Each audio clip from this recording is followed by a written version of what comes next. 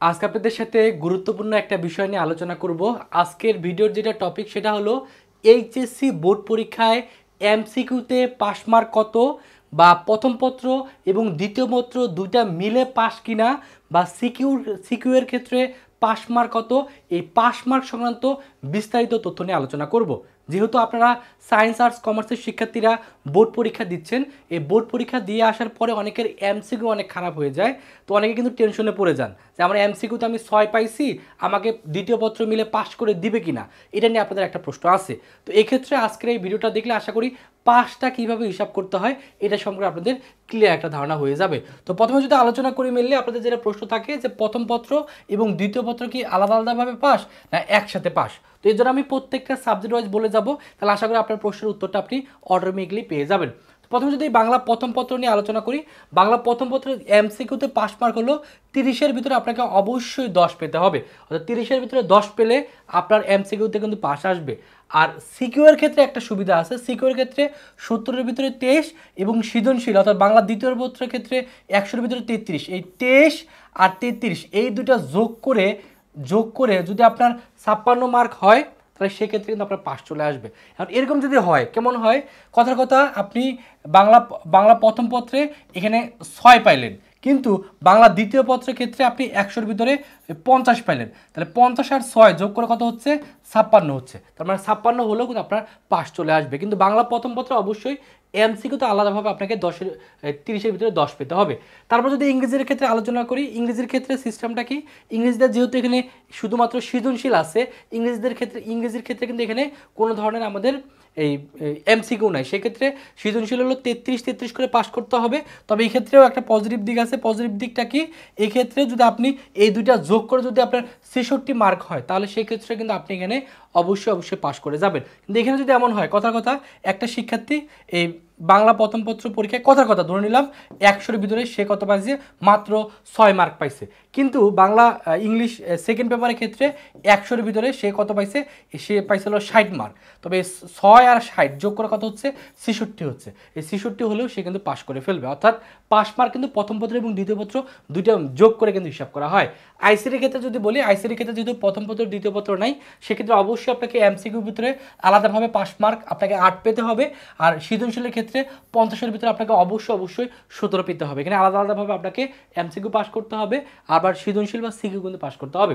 তো এখন যদি পদার্থের ক্ষেত্রে আলোচনা করি, সো পদার্থ বলে দিলে আপনি গণিতের ক্ষেত্রে কেমন হবে, বা জীববিজ্ঞানের ক্ষেত্রে কী হবে, বা রসায়নের ক্ষেত্রে কী হবে, সেটা সম্পর্কে আপনার ধারণা হয়ে যাবে। তো পদার্থের ক্ষেত্রে পাস মার্ক হলো আপনাকে এমসিকিউ 8 পেয়ে পাস করতে হবে, আর সিকিউ আপনাকে 50-এর ভিতরে 17 পেয়ে পাস করতে হবে।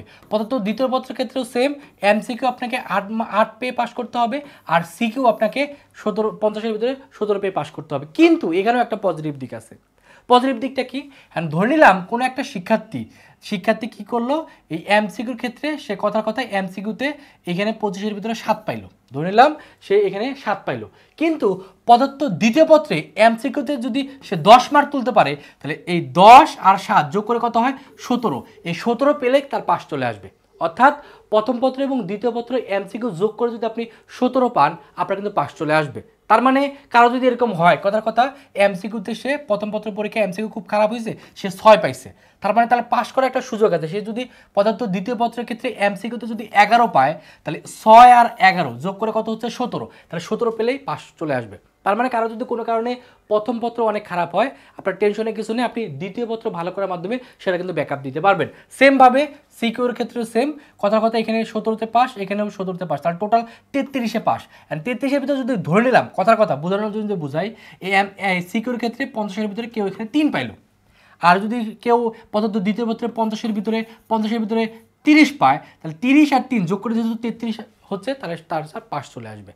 এটা হলো পদার্থ প্রথম পত্রের ক্ষেত্রে। সেমভাবে এটা রসায়নের ক্ষেত্রেও সেম, জীববিজ্ঞানের ক্ষেত্রেও সেম, ম্যাথের ক্ষেত্রেও সেম। কিন্তু যারা মেনলি কমার্সের শিক্ষার্থী আছেন, যাদের ব্যবহারিক নাই, এই ব্যবহারিক যাদের নাই, তাদের ক্ষেত্রে কিন্তু হিসাবটা একটু আলাদা। তাদের ক্ষেত্রে একটু বলে দিই, তাদের ক্ষেত্রে এমসিকিউতে পাস মার্ক হলো 30-এর ভিতরে 10 পেতে হবে, আর সিকিউর ক্ষেত্রে এই 70-এর ভিতরে 23 পেতে হবে।